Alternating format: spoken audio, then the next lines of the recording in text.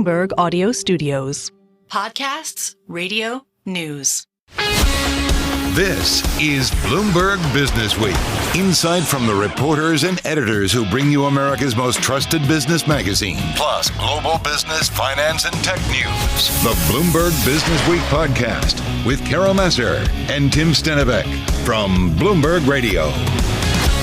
Hi, everyone. Welcome to the Bloomberg Businessweek Weekend podcast. Yes, we had a Fed meeting this week, signaling 3 rate cuts likely this year. Despite the Fed lifting the forecast for core inflation, stocks rallying on the news, sending the S&P to a record close above 5,200 for the first time. Folks, you can read more about it and what the Fed is up to at Bloomberg.com.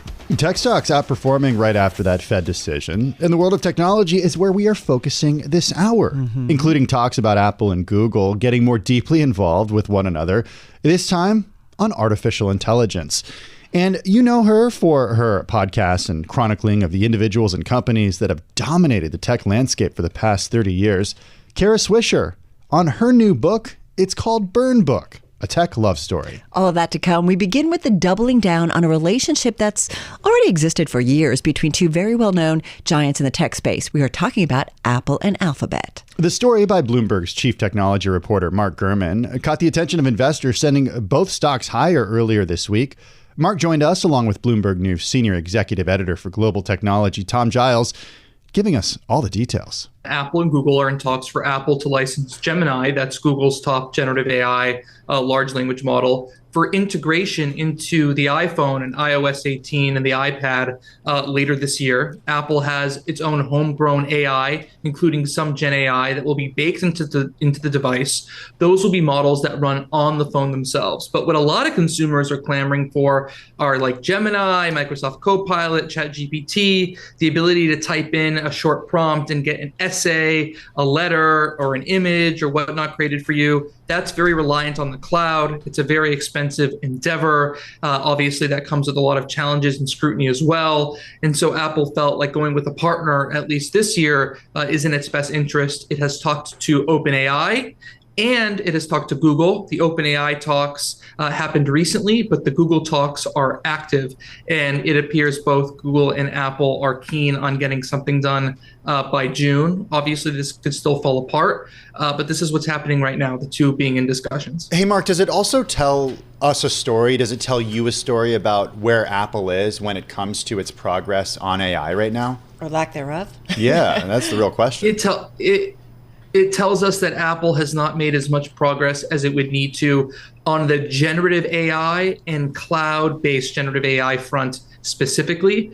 I do think they have made a lot of progress on on-device AI and day-to-day usability, but either it has not made progress or it doesn't feel like it needs to make progress on cloud-based Gen AI, specifically based on short prompts. I would imagine it does come down to the fact that they know they need to get this out this year.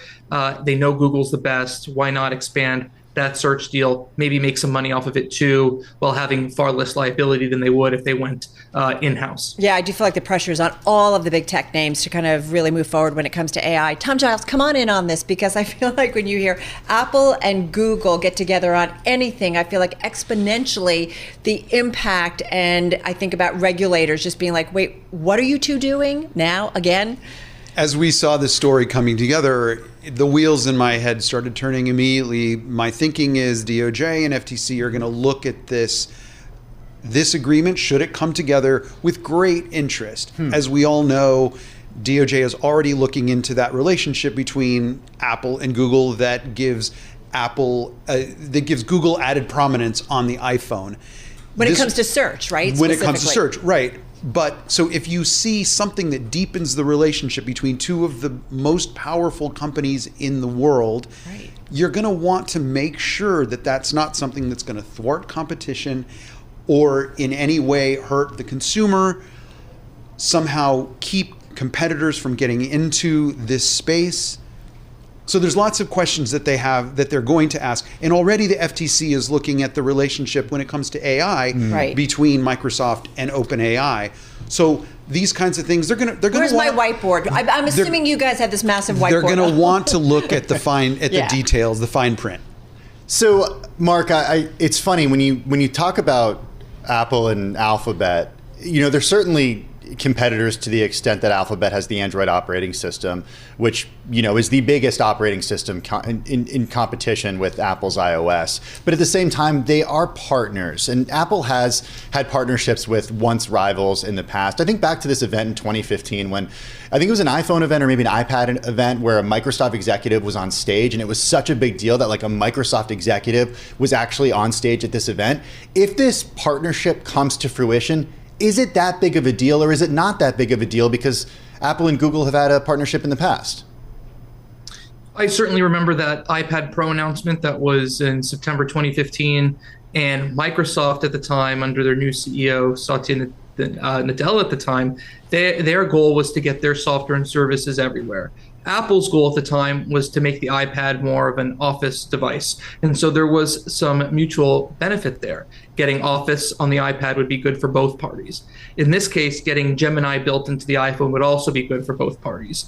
Apple would be able to push new AI features that everyone's clamoring for to its 2 billion users, and Gemini would be gaining many more users and a stronghold on, one of the most popular devices of our lifetimes, right? And I want one more thing I want to add. Tom's point is excellent about the FTC and the DOJ.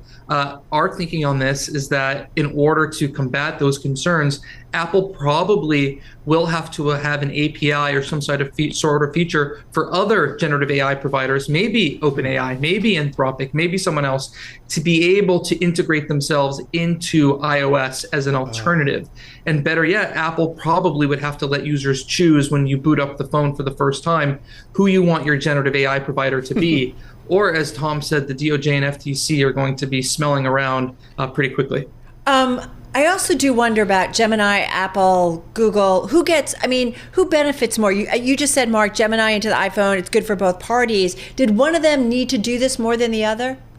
Was the pressure on Apple to get moving? Yeah.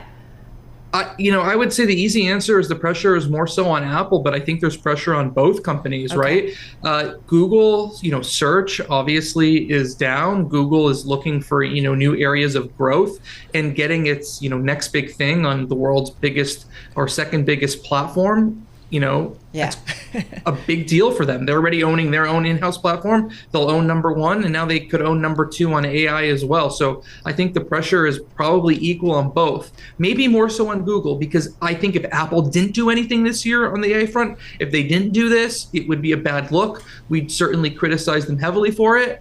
But would their revenue drop significantly? Would people stop buying iPhones? Probably not.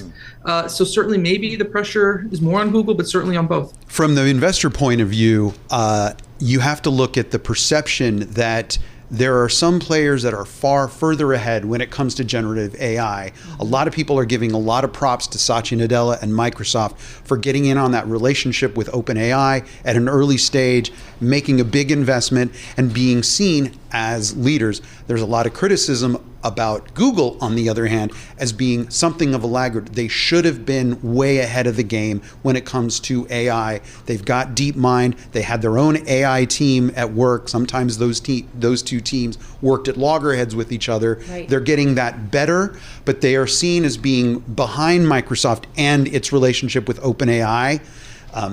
You see Meta coming from out of left field with its LLMs, it's open sourcing them. There's a lot of momentum behind that, and Zuck is putting a big push behind that. And Apple, of those big players, you really would like to see Apple being in that conversation.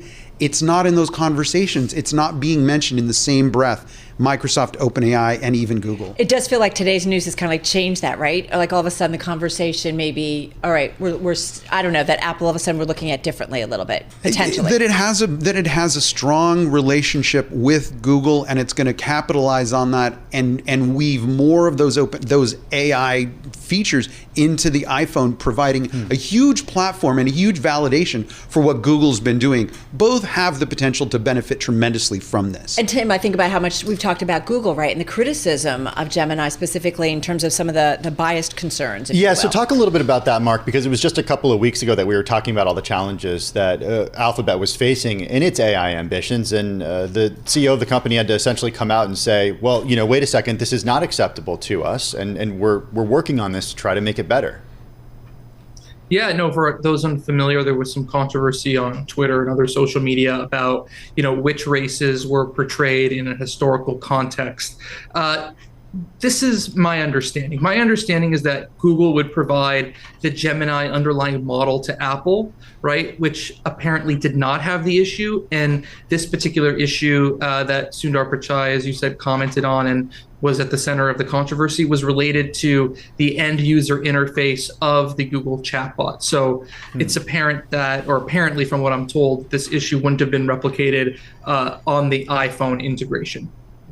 It's really interesting. Tim and I are both reading Kara Swisher's book that kind of takes you through so much in the technology world. And I know our own team has really just chronicled it so well over the last couple of decades or the last decade and a half. But I just think about how, Tom, there are companies that were so much seemingly at the forefront, then all of a sudden they weren't. And I do feel like you see this jockeying among, especially some of the establishment of like, we got to be on this because this is what we all think is the next wave. Well, I'm really struck by, if you look at the share price of these companies, I mean, Apple rocketed ahead, became the world's most valuable company, but its stock has kind of, taken a turn for the worse. By contrast, I'm fascinated by, you look at the share price for Meta, on the other hand, a couple of years ago, Meta was on the ropes. We were talking about the existential threat posed by companies like TikTok, for example. Right. We were talking about the things that Apple has done in sort of changing and making it harder for you to monetize advertising on the iPhone. And that really hurt Facebook. A couple of years ago, their stock was tanking as a result of all these things. Now look at how Meta is performing vis-a-vis Apple. The story has changed dramatically. Well, Tom, I'm curious about this idea of a land grab for AI going on right now, because each of these big mega cap companies has their own identity, right? Facebook, Meta owns social networking. Apple owns the iPhone and the mobile operating system, at least at the high end, right? You have Alphabet that owns search. You have Microsoft, which would say that it owns productivity, but it plays in a lot of different areas. And now they're all going after what is essentially the same thing. Is there any sort of historical corollary for this when you have so many companies that are known for their own thing kind of going after a new thing? Yeah, and some of them do better than others. I mean, the internet, some of them, built themselves on that, and others got left behind. Microsoft comes to mind, for example, when it comes to mobile telephony. Apple sprinted ahead and really has owned that space. Google came in and with Android has done very, very well. But if you look at dominance of the hardware and of the US market, Apple has kind of really run away with that. Microsoft went nowhere. So, Mark, come back in on, because I think about just the last, is it week or so, or 2 weeks or so, Apple giving up on the car after 10 years. And now this, potential deal, it looks like, with Google moving kind of all in pretty aggressively, it feels like, with artificial intelligence. How are you kind of looking at Apple holistically right now on this news? The presence of new artificial intelligence software and capabilities doesn't change the underlying idea that Apple's a hardware company that makes 75% to 80% of their annual revenue from hardware. So even if they fix this underlying problem with the lack of artificial intelligence, or even when they do, as I should say, doesn't fix the underlying notion that they don't necessarily have a next generation hardware product to make money off of. Now, here's where those two things come together. AI could enable all sorts of new hardware products in the future. What do you mean by that? The very core of that would have, well, the car was an AI product, right? A self-driving car is AI hardware. Right. And now that AI hardware is no longer happening. So they're going to have to figure out some sort of new hardware category, whether it's based on AI probably or not, to really move the needle revenue-wise. The iPhone has completely plateaued. The iPad has been sinking. The Mac has plateaued. Some of their other products, AirPods, Apple Watch, etc., those are growing, right? But those are not meaningful contributors to the bottom line. The jury is still out on the Vision Pro. There are some other future categories that they're working on. Some I'll mention now and some I won't, including AirPods with cameras, augmented reality glasses. But those don't really change the fundamental story. The question is, what is the next big thing that could bring as much revenue and interest in as a car? And I think even for Apple right now, it's a little unclear. Hey, Mark, I've got a question for you. In the last few seconds, can you talk about where and how Apple might use this for Vision Pro? And real quick, Mark, about 30 seconds. Yeah, sure. That's a great question. So there is some AI in the Vision Pro. but nothing like you've seen from what Meta has been able to do with their headsets integrating AI. There's a future I see where the Vision Pro cameras could tap into this new generative AI that they're getting from Google and their in-house to unite those two things. You could be walking around a grocery store, the artificial intelligence can pair with those cameras, tell you more about a food item you're looking at. Or you look at a player at an NBA game, the AI combined with those cameras could tell you their stats or what their three-point percentage is depending on where they're standing behind the arc. All right, now I totally kind of get it. All right, we so appreciate it. Mark Gurman, Bloomberg News Chief Technology Reporter, and of course, Bloomberg News Senior Executive Editor for Global Technology, Tom Giles, joining us in studio. You're listening to the Bloomberg Business Week podcast. Catch us live weekday afternoons from 2 to 5 p.m. Eastern. Listen on Apple CarPlay and Android Auto with the Bloomberg Business App. Or watch us live on YouTube. It is Bloomberg Business Week. That's Carol Massar. I'm Tim Stenovec. And you all know our next guest from the podcast On with Kara Swisher and Pivot. You see her on CNN, where she's a contributor. She's also a former contributing opinion writer for the New York Times. She co-founded the tech news site Recode. And then earlier in her career, she was also a reporter for the Wall Street Journal, where she founded the tech news site All Things D. And she was a reporter at the Washington Post. All right, everybody. Her new book is Burn Book, a tech love story. It details her more than 30 years covering the tech industry. We are delighted to have with us journalist and author Kara Swisher, joining us now from Chicago. Hello. To say that we love the book is an understatement. I think Tim and I both listened to it as audiobook, so it was fun to hear you narrate it.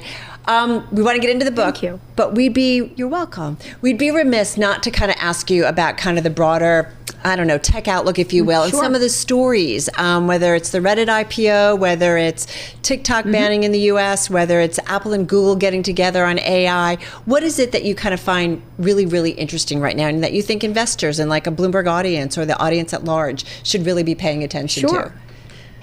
Sure. Interestingly, I have to tell you something about that book. The audio version is selling double the amount of the print version. Wow. It's on the bestseller list. So it's really interesting. So that to me, since my last book, which was 25 years ago, is a really interesting trend. Obviously, I do podcasts, so people like listening to me. So did you narrate your other books, though, Kara? I did, but nobody was listening. So I wonder if that's I wonder if it is the podcast. There was no effect. iPhone. Just remember, there was no what's funny? iPhone. So I listened to it on Spotify, which you can now listen to. So you can listen to it for free on Spotify if you're a subscriber. Carol bought it on a different service, Audible. Does it matter to you how someone listens to it? I get paid no matter what. I get paid. That's all we care about. Okay. Yeah, that's all I care about when I make content, which is why I'm kind of a media entrepreneur. But the bigger picture, all of the above that you were talking about, whether it's AI. I interviewed Steve Huffman this morning for a rather long interview, which we're not going to publish till after the company goes public for obvious reasons. I've been following Reddit for 19 years. I just realized I've known him for 19 years when he was a kid, actually. Or Sam Altman, who I recently had on stage in San Francisco, also someone I met when he was 19 years old. But, everything old is new again in a weird way. But I'm paying a lot of attention to climate change tech, to AI, obviously, and where it's going. There's a lot of machinations around that and lots of different permutations. I'm spending a lot of time thinking about healthcare tech and the impact of AI on that. And obviously the big companies and what's going to happen to them in media. Everybody, the end of media, as we know it, kind of a story that's been going on for 3 decades now. Okay, so let's get to some of those things. I do want to start with Reddit and, your conversation with Steve today, notwithstanding. Does Reddit have what it takes to compete with the Meta platforms, the Alphabets, the Amazons? No, when it comes to advertising? No. I mean, this is how it makes its money. Yeah. No, yeah, it does. It does okay. I mean, I think they're just adjusted EBITDA. I get so confused when they try these things. They're not profitable in a traditional sense, but I think they have cash flow, which I think is what you need. They remind me more of Snapchat, but a different service, a very different kind of service. Their business is small. They have 500 million users, 76 million daily users. I think that's the one they want to push people towards. I think it was $800 million in advertising. It's a drop in the bucket to what the other companies are doing. So it's a small social media site. Its strength is the decentralization of the content moderation and the decentralization of the service. It makes it a stronger and more enjoyable service. A lot more young people are on it. I have lots of kids, but my older kids who are 18, 19, and 21 use Reddit all the time. And YouTube. That's pretty much it. They don't use any of those other sites. That's how they consume video, because they like the decentralized part of it, and they don't like where everyone's dumped in the same stew and have to yell at each other and point fingers. They're not interested. So I think it's an interesting business. I don't know if it's a huge business. They're starting to try to license data. That was a slightly controversial, selling Google the data feeds. But everyone's going to do that. So I'm not sure why we pick on them particularly. It's interesting what you say, too, about your kids and a younger generation. I mean, as Twitter tries to find out what it wants to be when it don't call it Twitter, Carol. What X wants to be. You can call it whatever you want. That is true. Please. I mean, does that give Reddit an opening in your view? Like, I'm trying to figure out what's the role of Reddit. It's not the same service. Yeah. Twitter has now become a toxic waste dump, really, pretty much, and a place where a billionaire works out all his childhood traumas in front of us in real time, and so they're very and his ugly character at this point. But no, I think it's different. It's a little more like TikTok if you think about it. It's interests, like you're interested in skiing or you're interested in video games. It's decentralized, and so that's a very powerful thing to be in this time where again there's these central feeds of which you can't really pick and choose. So in that way, it's more akin to TikTok in that regard. And also the advertising is context. It's that contextual advertising, not the kind that's creepy and gross. So they're going to make less money because they're not as creepy and gross as other services. So I like the service. I think it's quite good. I just don't think it's a huge business. They might try commerce. He was talking. I mean, they've been talking in their filings about commerce, but that's a nascent business. Yeah. But it makes sense to try. You mentioned TikTok. We've all been, talking about TikTok, as you would guess. Everybody has over the last week or so. Should it be banned in the U.S.? What's the future? And I don't know. I have talked about this for years. So I'm like, you're talking about this now. I wrote a column in the New York Times a couple of years ago saying I thought it was one of the best new products I had seen in a while. And this was before it got really popular, but that I used it on a burner phone because of the Chinese Communist Party and the potential for spying, and not just spying, because more propaganda and abuse by a foreign adversary. And so I was trying to call attention to the fact that now, look, I really do believe the TikTok executives, when they say they're not up in our grill, although there's been instances of them being up in the grill of certain things. But I don't care at this point because they could be. And every Chinese tech company I've covered has the Chinese Communist Party up in their grill. It just has happened. And honestly, why wouldn't they be? I mean, that makes sense for, even to use the platform to their purposes. If we had reciprocity in China, I might have a different point of view. And by the way, they're not going to let us because guess what we do? We propagandize and we'd surveil. I mean, obviously. So I'm not sure. I think it's a national security issue. I've seen enough proof of it. And I don't think you necessarily trust the government saying it is, but there's no question that we would not allow China to buy CNN. Much smaller, considerably smaller.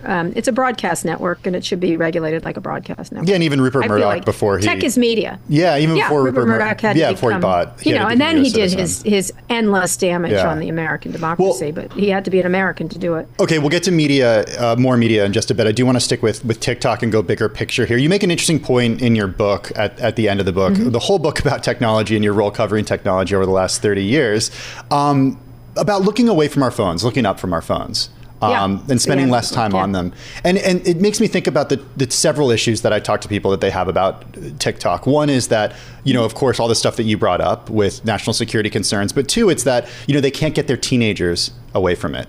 So I'm wondering how you think this stuff should be regulated. Well, I've talked about age gating quite a bit. Like, we age gate a lot of things. Having so many kids, I spend a lot of time thinking about it. But my kids weren't particularly. I think the people that are really got a problem with are 30 to 50. They're the crazy ones in the middle. They're the addicted ones. To younger people, 25 and under, maybe 22 and under, to 18 to 21, really have together, I think, in a lot of ways. They have a real sense of how to use it because they've grown up with it. And it kind of reminded me when I was a kid, where I watched a lot of television, and they said, you're going to become an idiot. It's the boob tube. That's what they called it. That's right. And they did. And, you sound like my dad. Melt your brain. Yeah. Don't watch the boob tube. And, was that time wasted? I don't know. Video games didn't turn out to be as bad. They're addictive. I think this stuff is very addictive in a different way from either of those two things. And I think it isolates and other things. So we need to understand what's happening by getting data from these companies, which they don't want to share unless a whistleblower gives it to us.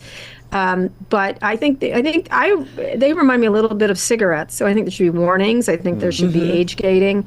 I think it has elements of if you took cigarettes and television and mashed them together, and then you had it strapped on your face. The television, that would be what it is to me. You could almost see the commercial, right? Giving a kid a cigarette, right? Or you see it, yeah. Right? But would you, then you give him a phone, right? We see it. It's media on steroids, and so we have to think about it. And of course, we're addicted ourselves, parents. So it's not the whole. And more importantly, you need to have it to work. You can't not have it. So it's a cigarette you cannot not smoke, right? So and kids increasingly need it for school. You can't even pull it away because of so much that's being done. Kara, let's get to the book, The Burn. And we were thinking, Tim and I were like, how do we want to start with her? How do we want to start with her? If you were interviewing yourself, sitting in your red steel case chairs, what would be your first question to yourself? And you sometimes come out tough first. Yes, I do. Not always. Sometimes I'm a charmer. That's true. I think, why do you still love it? Why do you still... Well, no, if you want to be tough to me, are you obsessed with Elon Musk? Are you? So are you? He's obsessed with me. He's the one that... And listen, did you see the blurbs on the blurb? We did. Yes, we did. Yeah. Well, we can't read them. We can't read them. We can't say them all, which is why everybody needs to read the book. I know. What I did is I replaced blurbs with nasty things tech boys say about me, and I used it for marketing. Because if they want to strafe a woman, great. I'll use it for selling my book. That sounds good to me. They're trying to, as if I'm going to be some delicate flower and melt at their insults. Give me a break. Well, what's interesting about Elon in your book, and you make these points of that there's parts of him that how can you not be kind of a little bit enamored where he's, trying to do solar and trying to work on really serious problems, right? It's not like, what I said. How do I download music again? Kind of thing. And you do have your P2P ratio, which you can't say. People have to read the book to understand what it is because this is a clean show. But so how do you cross these people who think differently and yet there are some real big concerns? Well, he's a case study in someone who's lost the narrative rather significantly. Why did he lose it? Do you think? In your view? I don't know. I'm not his mama. I think COVID played a part in it. I think he's a perfect example of that age range, sort of. I guess it's 30 to 60. He's a little older than that, which makes you wonder how he loves the boob jokes at that age, at 52 or 53, however he is. I think that he was doing things that were amazing. I have to say, the cars, and he didn't invent Tesla, but he certainly is a business genius there. And same thing with SpaceX, business genius. He's taken the talents of other people and himself and made it into really interesting businesses. Even the tunnel digging one is cool in a way. Hyperloop is a great idea.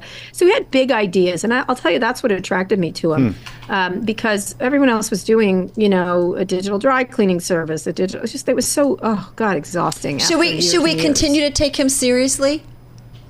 I wish we could, but he's sort of he's indulged himself in his manias, and so every day he's tweeting hateful things, and not every day every minute he's doing that. He's not inventing the future. He's inventing. He's reinventing hate is what he's doing. Grievance. He's reinventing grievance. But at the same time, we are seeing Starship reach new highs. Sure. Yeah. Well, sure. But he's getting to experiment on the U.S. dime. He's having U.S. contracts, which is thank you, federal government. Yes, that's right. He is doing that. But there's other people there. I think we attribute, because we have an idolatry of innovators, we think he's the only one, like he's Willy Wonka in there making all the candy. He's not, And so I have a great regard for Gwen Shotwell, a name you don't hear very often. Right, the president. Runs SpaceX. Yeah. She runs SpaceX. Let's be clear. I mean, she will stand aside for him, but from what I understand, she's the driving force of that company. And Tesla the same way. There's a lot of executives there who, and by the way, they're under a great deal of stress now, given all the competition and the fall off in consumer sentiment in general, and in particular with him. Hey, Kara, I do want to one more on Elon, and then we're going to move on. Sure. Hopefully. He's the character of the moment. So he really is. And you've known him for years, and you write about in the book that you knew him in the early years, the PayPal years. Oh, when he had his not PayPal. He wasn't PayPal. He didn't create PayPal. He created X.com. Right, just right. for people to know. So, everyone says he founded PayPal. He did not found PayPal. He's obviously evolved since then. And I'm wondering. He had a company called. Go ahead. Finish. He had a company called Zip2. That was a Yellow Pages online thing. Then he went to X.com, and then he started doing the more interesting things. So he evolved obviously since then, and he's evolved to where he is now. Are you optimistic that this evolution could continue, and you could see a different Elon Musk in a few years? No, I don't. I think he's well past the sell-by date at this point. He's devolved is what's happened. He was really interesting. What's interesting, I get a lot of flack for liking him then. It was a lot to like. There's a lot to like, especially compared to other people. And I know he had his problems. I'm aware. We wrote about them extensively on our site, the issues around sexual harassment and racial issues at the factories. Again, it was a problem throughout Silicon Valley. We also wrote about Uber. But no, I think he's just in love with himself and his fans, and he's got people slavishly licking him up and down all day. And I think rich people, the deleterious effects of wealth on your psyche in this case, and also the radicalization of online right-wing conspiracy swamps has really gotten a hold of him. I don't know how he's going to get out. Hey, Kara, before we go any further into the book, in the book, you talk a lot about, obviously, the tech industry, the folks you've, reported on, talked to, but you also talk about your dad and his passing, and you were very young, how that shaped you. You also talk about your conversations with Steve Jobs. A lot of this just kind of resonated with me and really struck me on just, the idea of facing mortality in general, how that, both of those, obviously not apples to apples, but how that shaped you as an individual and your professional life, and maybe how you approach things and even report on things. Very much. I know this is a real selling point, but the book is about death and about life, creation and destruction, which is what the tech industry is about, right? That things go, come and go. And my own life, I have that resonant with my dad dying at a young age, my wonderful father dying at a young age, and the impact it had on me, which gave me an early sense of mortality that stuck with me, which meant I had no time to waste. I must get things done. I must change and grow and shift because I didn't have that kind of time. And I think Steve Jobs had a similar sentiment in general, and then in particular when he got sick. Most of the things he created that we think of him as famous for, although he had a long career, was in that last few years he lived. The iPhone, just a lot of stuff got created when his mortality was weighing on him. He gave a great speech at Stanford about that. And so I think we really did spark on that issue of time's a wasting, let's get going. You spent a lot of time in the book talking about Steve Jobs, and he's not one of the characters that you write about him in a way that I think. You seem to like him. Yeah, you do. You really seem to. Yeah, I did like him. Very clear. And I'm wondering what he would think of. He's a difficult guy. Right. By the way, often only on product that I ever saw him be difficult, but he had his warts. There's no question. What would he think about where we are today politically? Oh, he was much more liberal, but in the traditional sense, I think. He always was trying to reach out. He spent a lot of time talking to Rupert Murdoch, trying to get him to stop being so Rupert Murdoch-y. He always was trying to find, I wouldn't say he's a peaceful person, because that's clearly not the case. But I do think he was a seeker, as, he was widely read.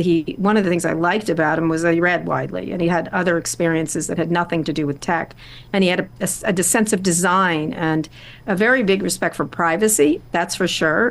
He also could see around corners. Like, he talked about podcasting with me very first of all. He talked about privacy with me very early.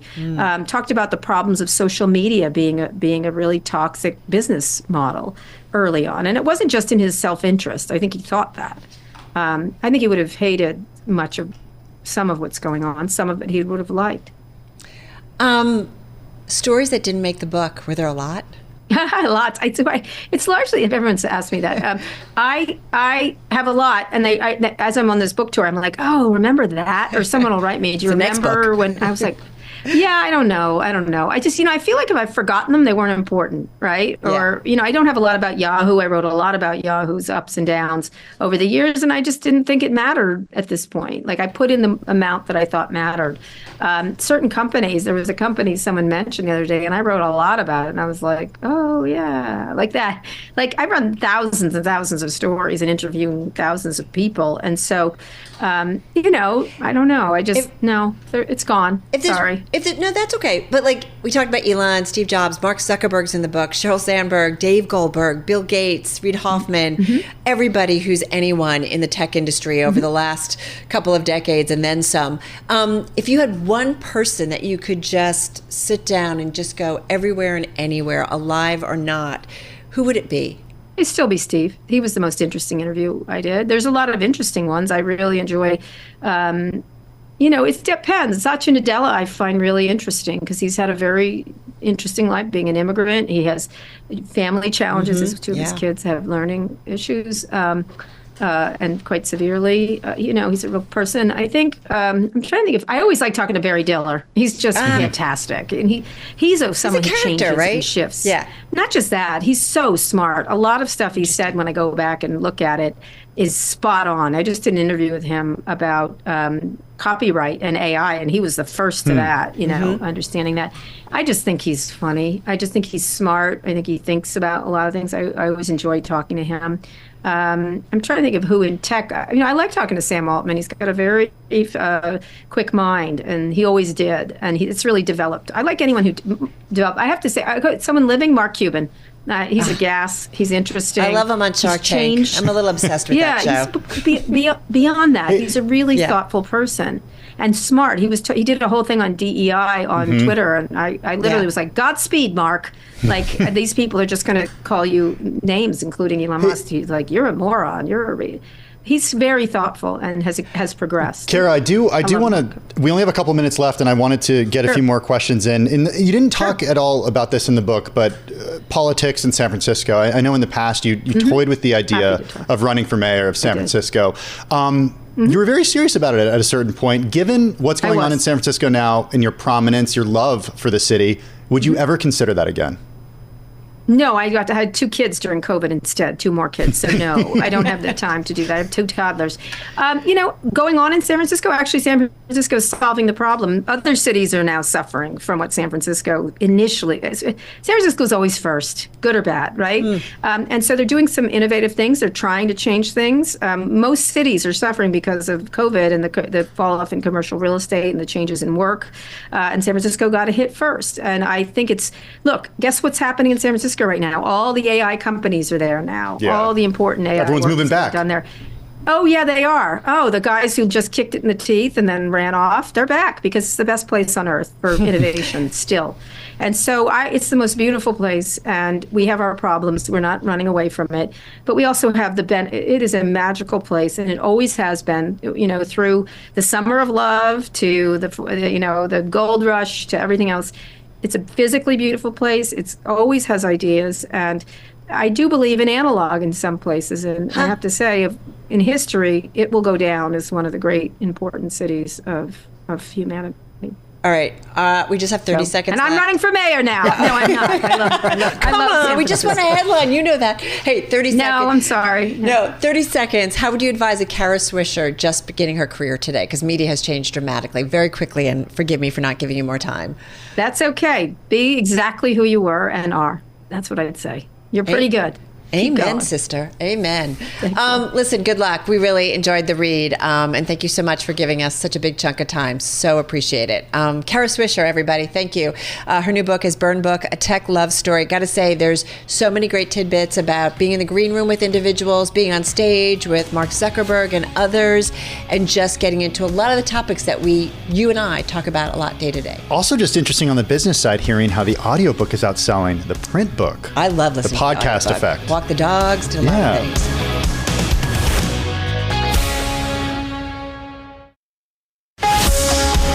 You're listening to the Bloomberg Business Week podcast. Listen live each weekday starting at 2 p.m. Eastern on Apple CarPlay and Android Auto with the Bloomberg Business App. You can also listen live on Amazon Alexa from our flagship New York station. Just say, Alexa, play Bloomberg 1130.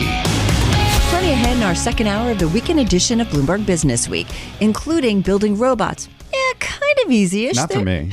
But they're out there. I got to say, what is this maybe tougher? Building a software brain for robots. Not so easy. One company, though, working to do just that, and its CEO giving his first interview to our Ashley Vance. Plus, the startup airline that's luring flyers away. Also, the London trader turned founder of Natterjack Whiskey.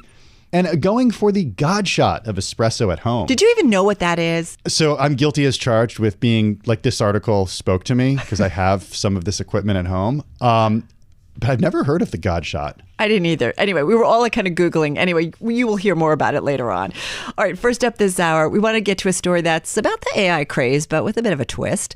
Turns out, making robots smart? Well, not so easy.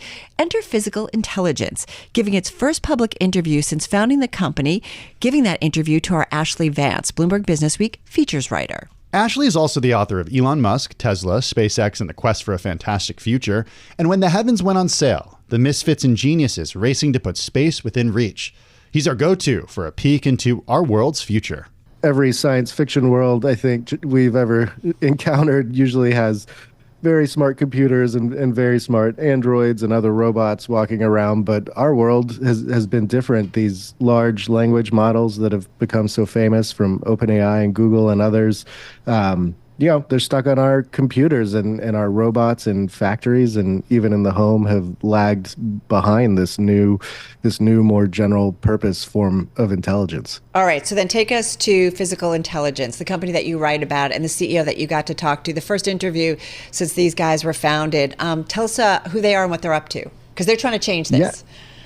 Yeah, I mean, it's a collection of robotics and AI experts. A bunch of them come from Google. Google's had this robotics team for a long time, and then there's some professors and some entrepreneurs in this group. And the big problem here is that the AI that we're used to, these chatbots, they get fed with all of the billions and trillions of words on the internet and books we've written. And so the quest is, how do you feed robots enough data to train them on these AI models? And this group of researchers, they just think this time has come where we can gather enough data in the right way to make a general purpose robotics brain. So not software for one robot, but a type of operating system that you could apply to any machine, and it would have this base level of intelligence to perform tasks. How do you teach, Ashley, a robot to tie a shoe, for example, to do a basic task? Yeah, this part's cool. So, the way this has been done for the last 5 or 10 years is you buy a bunch of robotic arms, or you build them, and you have them tie a shoe about 1 million or 10 million times until that, and you tell it when it's doing a bad job and when it's doing a good job, and eventually this little robot hand can tie a shoe. What these guys are talking about is this new era where you do actually take the language AI models and infuse it into these physical models. And so now, already today, this is happening where you can tell one of these robots, tie a shoe, and because of these language models, it probably, and all of our image and video models, it has a pretty good idea of what the concept of a shoe is, what the shoelaces are. There's probably a lot of videos on the internet of people teaching kids to tie shoes, and so it sort of comes in with this knowledge. Same sort of thing. If you said, pick the Coke can off the table, it will know what a Coke can is and be able to separate that object from other objects. So they're trying to piggyback on this base level of general intelligence and then build the mechanical parts into it. Ashley, when this processing is happening in real time, is it happening separate from the cloud? That is the actual brain of something with physical intelligence, is the vision for that actual brain to be physically inside the robot versus that processing happening offsite in the cloud, independent from the physical thing? Yeah, to a degree, all these models have to get trained in the cloud because they require tens of thousands of these graphics chips to do the training. But we're seeing more and more, even with like a language model, you can ask ChatGPT questions on your cell phone and have them answered. So the part where you've trained the model happens off in the cloud in these huge data centers, but the robots will have this kind of local intelligence, just like we do. Talking to ChatGPT to create a poem or something, is that easier than actually, getting the next generation AI to teach someone to physically do something? And I guess, what's the data sets on that? Are there less data sets on that to actually teach these physical capabilities? Absolutely. Yeah. I don't want to make it sound like this is a done deal. It's sort of. I just want someone at home to do my laundry other than me. That's what I'm talking about, Ashley. We're getting close. We're getting close. I mean, it's funny because robotics, I think we've had these sort of like false hopes so many times where it seems like they're about to do all these incredible things, and they never seem to do it. And the challenges here are real. I mean, this gathering of the data is still a problem. Physical Intelligence's plan is most of the companies so far, they've built their own robot, and it's a single thing, and they train that single thing really well. Physical Intelligence wants to buy robots from everybody, smart machines from everybody, train this general purpose data set. So they're just going to buy them, run their AI software through it and gather this data. But then they also think we are, because of the advances that have happened in AI the last 4 years, that we're at a new spot where a new era of robotics is possible. But, all of this is theoretical. They're not the only company trying to do this. It's a bit of a race now that has just begun this year. And we'll see if somebody can actually solve this problem. Our go-to for a peek into the future of this world, Ashley Vance, Bloomberg Businessweek features writer. Ashley, also the author of Elon Musk, Tesla, SpaceX, and the Quest for a Fantastic Future, and When the Heavens Went on Sale, the misfits and geniuses racing to put space within reach. All right, everybody, as we await for robots to possibly disrupt the airline industry. I mean, computers already do a lot of the work when it comes to flying, to be fair. But there is one airline upstart that's already shaking things up. It is JSX, a Dallas-based airline beloved by work travelers for offering convenience, such as a chartered plane at near business class prices. Instead of flying from packed hubs, it flies from sparse private hangars. In exchange for the amenities of a big airport, passengers get convenience. In lieu of long TSA baggage screening lines, they get their bags swabbed for explosives and they walk through a weapons detector. But JSX is only able to exist thanks to what some airline rivals say is an FAA loophole. The founder and CEO counters that they're just annoyed he's treading on their turf. To check it out, we caught up with Alex Wilcox. He's founder and CEO of JSX, along with Mary Schlangenstein. She is Bloomberg News U.S. Airlines reporter who recently wrote about the airline that's drawn a cult following. They put together two different types of certified air carriers, and they were able to mix a public charter with what becomes a private charter with two different types of airlines and airline certifications. And basically, it lets them fly an aircraft with more seats, but they don't have to have the normal TSA scanning. They don't have to have pilots that are younger than 65. They can have pilots with less flight experience. And so taking advantage of those rules is what's raised some objections to JSX and other carriers like it, but it's also allowed them to operate. Alex, come on in on this, because regulators, knew what you were doing. They signed off. What do you say to some of these critics who talk about you maybe taking advantage of a loophole? Well, I mean, I guess one person's loophole is another person's law, and it is just a law. It's 40 to 45-year-old established law. It's law that even American Airlines does, operates under, and they're the biggest complainer of the group here. American Airlines has a code-share with Contour, which is another Part 135 air carrier that operates exactly under the exact same rules with the exact same pilot experience requirements. They also sell tickets as American Airlines, but you actually wind up flying on Contour or Envoy or SkyWest or Japan Airlines or Gol in Brazil, which only has a 250-hour captain rating requirement. So this is the pot calling the kettle black. They just don't like us.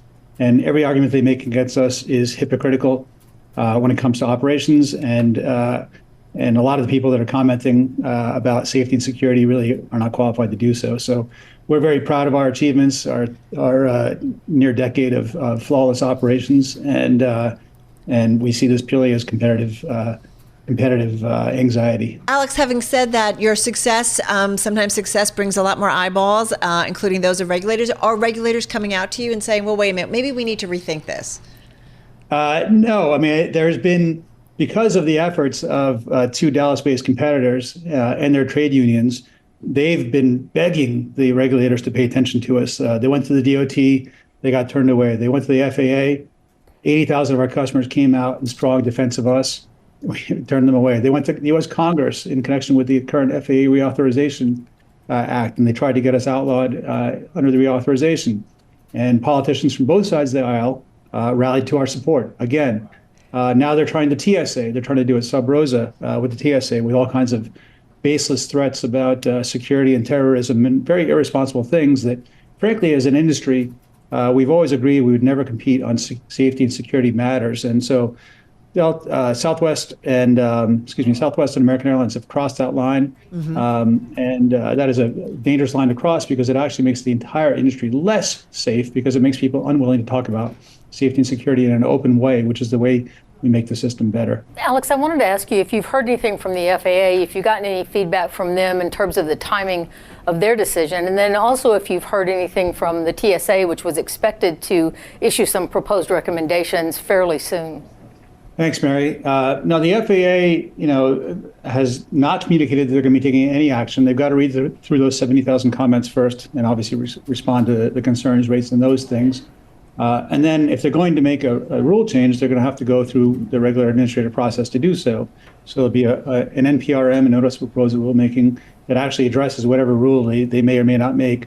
We believe that if there are going to be new rules, they will actually be modeled upon how we operate today. We go well above and beyond many of the rules that do apply to us already. In some cases, we go above and beyond the rules that apply to the major airlines as well. With respect to the TSA, they will respond to real threats from real bad guys, and not from retired airline executives who are taking pot shots. That's Alex Wilcox, founder and CEO of JSX, and Mary Schlangenstein, Bloomberg News U.S. Airlines reporter. You're listening to Bloomberg Businessweek. Still to come, a London trader turned whiskey entrepreneur. Yeah, I was actually out on this day. You were. You missed a lot. I know. Two different kinds of whiskey we sampled. Well, okay. We'll make up for it. The founder of Natterjack Whiskey, coming up next. This is Bloomberg. You're listening to the Bloomberg Business Week podcast. Catch us live weekday afternoons from 2 to 5 p.m. Eastern. Listen on Apple CarPlay and Android Auto with the Bloomberg Business App. Or watch us live on YouTube. Safe to say there was a fair amount of whiskey recently consumed during last weekend's St. Patrick's Day celebrations. Bloomberg News noting late last year that the global market for whiskeys is valued at approximately $140 billion. Carol, you and Bloomberg Wall Street reporter Shonali Basak got an inside look and a few sips. It was Friday, after all. You caught up with Aidan Meagan, founder of Natterjack Whiskey, who stopped by the studio. You started by asking how a London trader got into the whiskey business.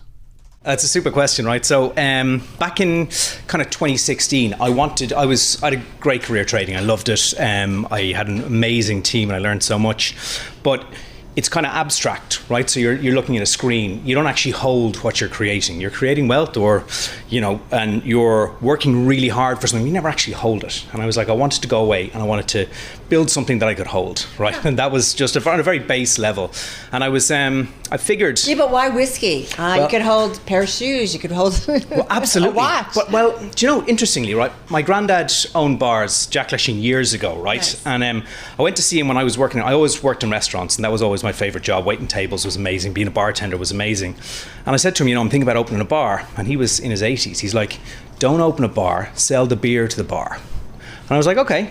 So when I was trading, I was like, okay, well, my background was hospitality before trading, so what would I do? So I've looked at all the different, like maybe a winery would have been amazing, but I mean, I'm Irish. Who's going to, what do I know about running a winery, right? So it's a harder sell. Exactly, but I figured Irish whiskey had missed me. I had a favourite bourbon, but I didn't have a favourite Irish whiskey. So I was like, if it missed me, maybe it's missed a load of people. So I went off on this kind of mad year-and-a-half journey, learning how to make whiskey.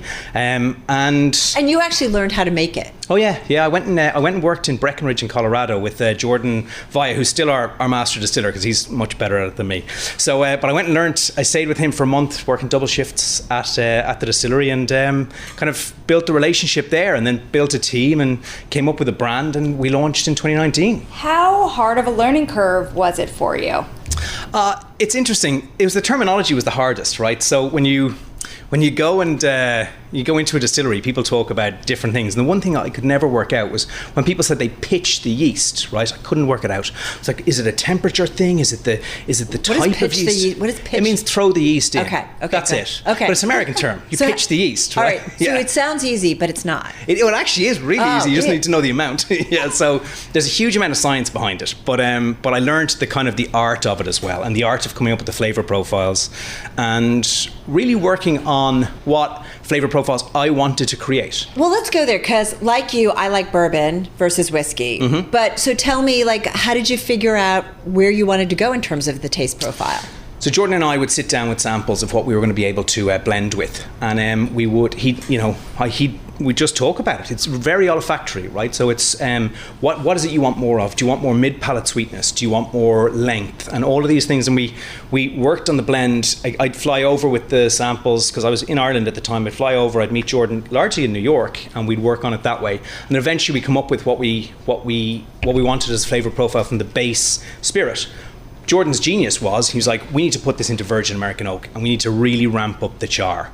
So what we did was, with Natterjack Blend 1, which we'll taste in a second, is we put it into ex-bourbon barrels for 3.5 years, which basically it's always all about Irish the whiskey barrels, is. Isn't it? It is. That's where the colour and the flavour comes from, right? Well, now, the base spirit adds a huge amount of depth and complexity as well, but for me, it's a lot about the wood. And so we put it for a year into virgin oak, char number 4, which we sourced from Seguin Moreau in Napa. And we actually took, this is back in 2019, Faye and I took our son Gussie to Seguin Moreau, and we have pictures of him as a 1-year-old with all these flames around the place. Just amazing scenes. Pretty and cool. the smells at cooperages and distilleries are just amazing. So you launched in 2019, 2020, the global pandemic. Right. What was that like? It was a misery, right? So 2019 was amazing. By the end of it, by the end of our first year, which was only kind of 10 months of trading, we were in 6 US markets and 4 global markets, right? And just the world was incredible. I went on this 10-day, 5-market trip in the States, and I came back from it. I did Washington, Chicago, New Hampshire, Florida, and New York, right? I came back and I was like, Faye, we need to go to the States. This is where this is going to live and die. The entrepreneurial spirit of tell me more about your brand exists here very viscerally in a way I didn't find it in Ireland. So I was like, let's go. And this is end of 2019, and we're like, let's go. We're going to sample a little bit. Before we do, and I'm going to tweet it out, maybe I can show it for those folks, there's a frog on your label. It's really kind of a cool looking frog. It's a spirited toad, actually, right? Yeah, it is, yeah. It's the only toad indigenous to Ireland, but it's a very Irish toad. It can't hop, it walks, it can't swim, it drowns, it does things its own way to survive, much like ourselves. But interestingly, it has a gestation period from toadlet, which is a baby toad, to fully grown toad of 3 years. Irish whiskey takes 3 years to become whiskey from new make. It has So you thought about this? Oh, absolutely. It has a mating call that can be heard 2 kilometers away, like some of the best whiskey drinkers, and it's nocturnal like all the best whiskey drinkers. As you said, you really thought about the brand and the packaging. I'm going to open it up and pour some. Whoop, there's a thing. Tell us about, though, Tough Time, because you guys were around during COVID. Yes, we launched... Oh, actually, before we do that, what are we trying? Oh, you're trying Natterjack Blend number 1, which is our flagship product. It is triple distilled, finished for a year in virgin oak, so 3.5 years ex-bourbon, 1 year virgin oak. And it's 80 proof, and it is the smoothest, easiest drinking whiskey you're ever going to come across. As a friend of mine said, it's great drinking whiskey. 80 proof. Man. We only have 5 minutes to go, girl. You can. You're totally fine. Okay, so talk to us about COVID, where you probably could have used a lot of this, because that's a tough time. Exactly. So it smells pretty amazing. Lockdown. This smells like a lot of bourbon. Yeah, but that's it smells kind of almost sweeter. There's a little bit of sweetness on the nose. Yeah, I completely agree. Yeah, and it goes incredibly into Manhattan. So if you're drinking, I was thinking whiskey sour, which my go. dad used to make a lot growing up. Yeah. So 2020, right? Things shut down, and I'll give you an example. Our biggest client in Ireland was the airport. Flights are gone, right? So immediately your business in Ireland's gone, right? Business in the US, we had to pivot from the on-prem to the off-prem. That involved changing, our packaging, that sort of thing. And so what happens is, over the time period of the first few months of COVID, you're not having any revenue. Your fixed costs remain the same. We still had staff, and There's nothing coming in. There's nothing coming in. And so we tried our best to stay afloat. And then obviously after a while, investors don't want to hear that COVID is the problem. Like, you know, a problem was like Pernod Ricard or Diageo, their numbers were quite good during COVID because as far as I could see it, they owned every point on the shelf from a $10 bottle to an $80 bottle. We only had one SKU, which is what we're drinking right now, one product. And how much does this cost? cost? That is, in New York, $38. Okay. So how do you define that? Who is buying it? Do you find it at a bar? Do you find it at... You find it at bars, yeah. So we priced it very much for the cocktail list in bars because that's where people will see it on the menu, and that's a really important part of the sales strategy. I would say for an 80 proof That's a drink, really nice... It doesn't go down hard. No. It's not sweet, but it's kind of a softer Exactly, and taste. the triple distillation of Irish whiskey does make it smooth, but then the virgin oak really rounds off those edges. All right, I'm going to take the glasses back. You're going to tell us about the second bottle, and I'll pour it. And so this is Let me do this first. This is our cask strength, right? And the idea behind this was it was going to be true cask strength, no messing around, right? So it's what comes out of the barrel. It goes through a sieve and it goes into the bottle. That's it. This is truly what's in the barrel. So I get a phone call in December, and it's from Jim Murray of the Whiskey Bible, and I didn't recognize the number, and I answered the phone, and he said, "Hi, it's Jim Murray," and I was like, "Yeah, of course it is. Why would Jim Murray be calling me?" Who is Jim Murray has the Whiskey Bible. He's very famous in the industry, okay. so Got for it. reviewing. Okay. And I was like, "This is one of my mates. Like, there's no way Jim Murray's calling me." So he's like, "No, it is Jim Murray," and I was like, "Somebody get me Jim Murray's number." Is this the Irish Whiskey of the Year for 2024? 2024, yeah. Keep going, It beat out all of our friends at This Middleton. one, the one we're about to... All right, so beat out 30-year-old. I feel like you're a little bit of a connoisseur. Okay. More than me. You're going to laugh at me. You like the other one. No, but in college, when I didn't want to go out, I used to tell people I'm hanging out with my boyfriends, Jack and Jim. Amazing. Did you really? I sure did. We're news people. We All like right, to we're write gonna and talk watch more about CNN this. or Bloomberg. There's a definite difference, though. Oh, huge, yeah. And the mouthfeel is different. There's loads of butterscotch on this. Yeah, I smell the butterscotch. Yeah, and we were just amazed. So eventually I worked out that it was Jim Murray on the phone, and he said, "You've won Irish Whiskey of the Year. It's the best Irish whiskey I've tasted in years and years. What you've done is incredible." And I was like, butterscotch is "This is cool. amazing." Yeah. So more inclined for people to drink it as is versus the other one? So actually, that one I put over a big cube of ice. I drink Okay. it over an hour, and as it dilutes, it tells a story all of its own. So I think it's amazing. It's really lovely. I am this one, not the a butterscotch whiskey drinker, but this is really lovely. How do you distinguish yourself? As we talked about, like some of the giants, man, they have, they can go with a bunch of different varieties. How do you kind of get yourself noticed in a market that has a lot of choices? So you got to do something different, right? If we called it Whiskey Aidan Megan's whiskey, the three of us wouldn't be sitting here today, right? I'd probably be back in a different job. So Natterjack stood out. The Toad stands Seriously, out. as simple as the name But the whiskey has to be good. I'll tell you, back when we were seeing people at the start, loads of people told us, don't worry about what's in the bottle. It's only the brand. But that's actually not true, because people really come. The first sale you'll get, second sale, it's got to be good. You'll buy it because the bottle looks cool, and then you'll take it home and say never again. Exactly. I'm going to ask the most Wall Street question ever. The investment banking reporter for years, of course, is going to ask you this. What are your bigger ambitions? Is the idea here to get rolled up by the likes of a Diageo one day? Maybe one day, and our investors will want a return, right? But realistically, so we're in 14 global markets and 16 US markets now, right? From the back of being out of money at the end of 2022, it's been an amazing transformation. We have an incredible board and investors who support us. So honestly, my passion and drive for this is to create a global brand. And would I sell it in the morning? No, maybe, but maybe not. It just depends, right? Like you look at Tito's; they haven't sold, right? So it just depends on what happens at a certain time. But look, I was a trader; everything has a price, right? That's the truth. Well said. If someone comes in with a big bid, you hit the bid. That's it, right? But it's been amazing, and the growth is growing incredibly. And just before I walked in, we got national order from one of the big chains in the country. So St. Paddy's Day weekend is looking good already. So that's a big deal. Huge. Is there more choices to come? Like, do you build this out? Yeah. So I'll tell you, there's Real quickly. Very quickly, we've got something called Natterjack the Mistake, because I left 100 barrels in barrel for a year too long. I completely screwed up. Oh my God. It says it on the back, and the label's a mistake, and we're launching it in April. Who launches an Irish whiskey in April? It's a mistake. The whole thing's a mistake. That was Aidan Meagan, founder of Natterjack Irish Whiskey, with Carol and a Bloomberg Wall Street reporter, Shonali Bassett. It was really fun. We'll have to have him come back. I'm booking another alcohol guest. Don't worry. Okay. I just sent the email. All right, still ahead on Bloomberg Business Week, making the perfect espresso at home. Finally, something I know about. Skiing and espresso. It sounds like the espresso side I didn't realize for you. Yeah, it's a long story. We'll get into it with Chris Rouser. Also, something I don't know much about, stepping out of Rolex's long shadow. Yeah, this is an interesting story. I know Chris will know a lot about that. Also, getting rid of pesky dust mites. It's curtains for you, Rocky. It's curtains. That's all ahead on Bloomberg Pursuits. This is Bloomberg.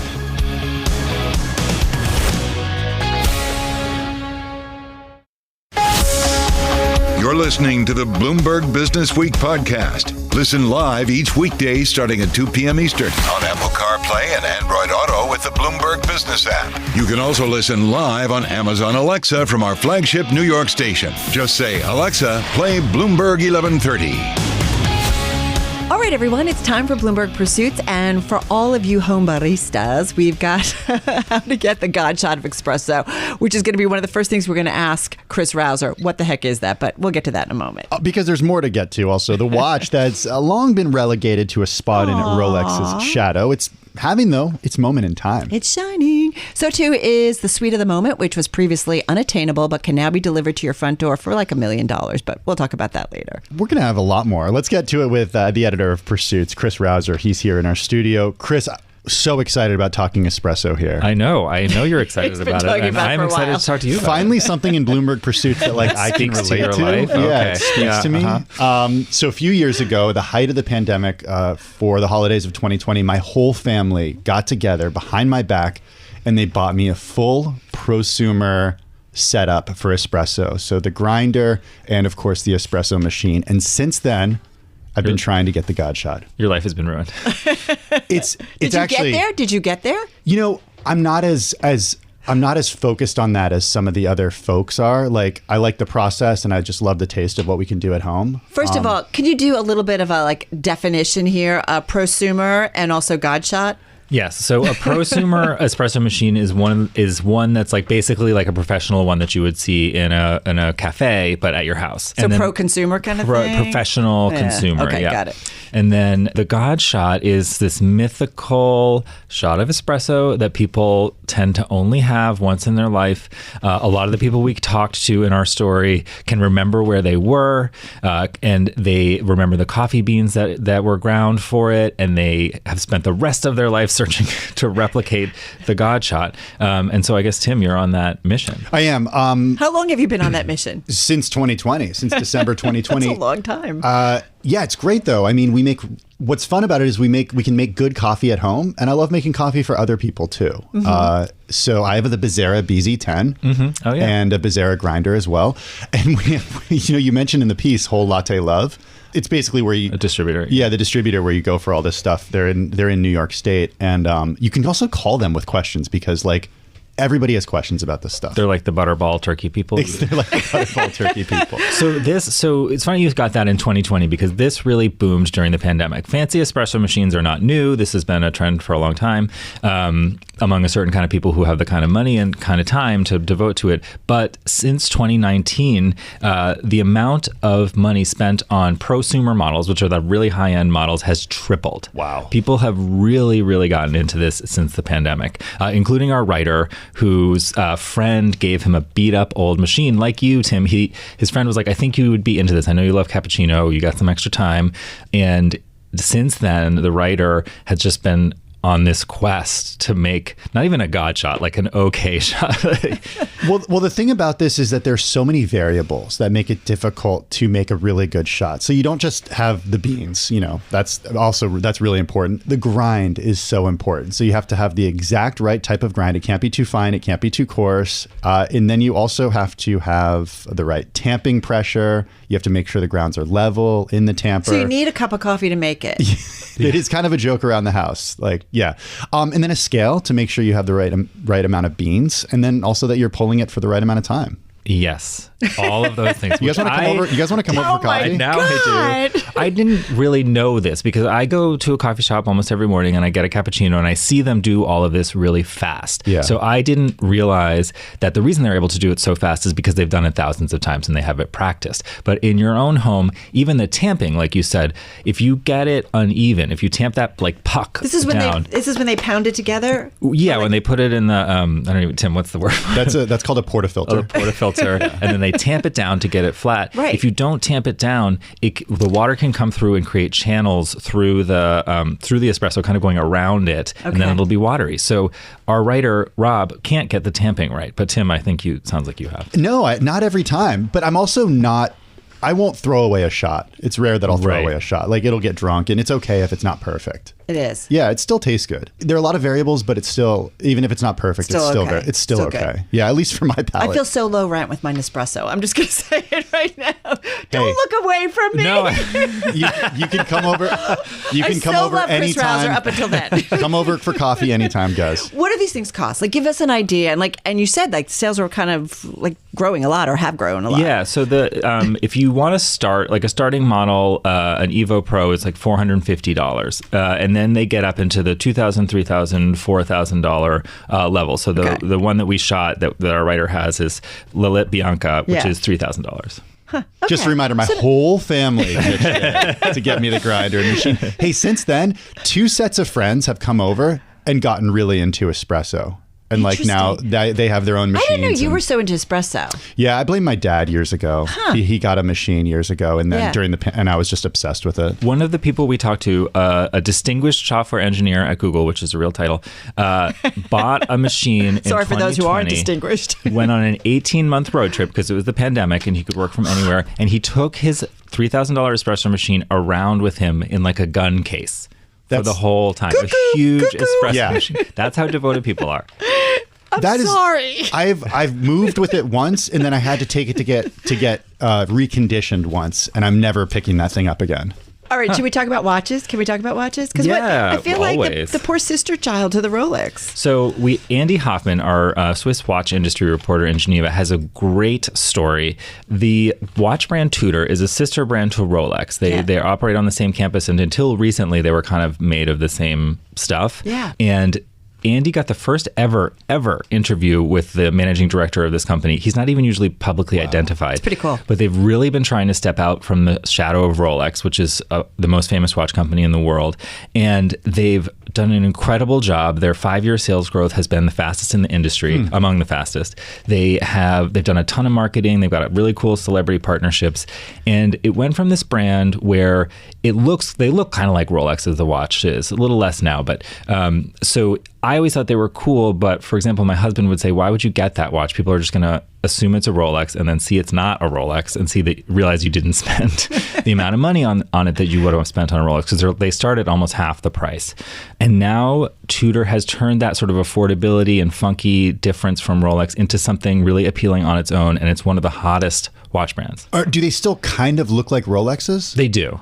I mean, there's not a huge variety of the watches. They have got these Black Bay watches, which have a bezel. They look like a Rolex Submariner. But now I feel like you can tell the difference when you look between the two. And you said about half the price. So what is that? Well, so they start, you would probably get a Tudor. They start at around 1,800 Swiss francs. Most people are buying models of Tudor that are about $4,000, $5,000 US dollars. Okay. A Rolex model starts at like 9 or 10. Okay. And then they go way up. And Tudor watches don't really go. There's a cute little tidbit too in the story. I'm not going to give it away about Rolex's logo versus the Tudor logo. But what? Yeah, which I didn't even know, and I've covered watches for 10 years. I never really thought about it. The Rolex logo is a crown, probably the most famous watch logo there is, and the Tudor logo is a shield, and it's because the shield defends the crown. And by operating in the lower price space, Tudor makes it so that Rolex doesn't have to make watches in those space and just can pursue the high-end audience. I feel like I'm watching something on the BBC or something. I'm just going to throw it out there. You could buy a Tudor, or you could buy an espresso machine and grinder. That's absolutely true. Or